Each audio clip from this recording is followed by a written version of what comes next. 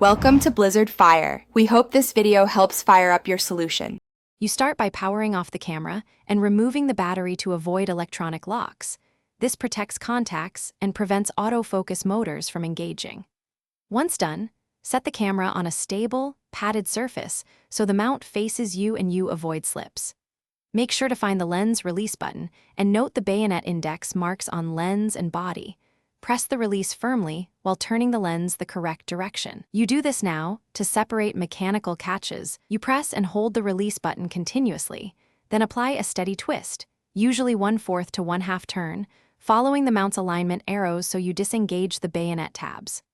Once the tabs clear, lift the lens straight away from the mount. This prevents scraping contacts. If the lens feels stuck, stop and recheck the release and alignment rather than forcing it. Slow, consistent pressure avoids damage. Make sure to support the lens weight with your opposite hand as you turn and lift it free.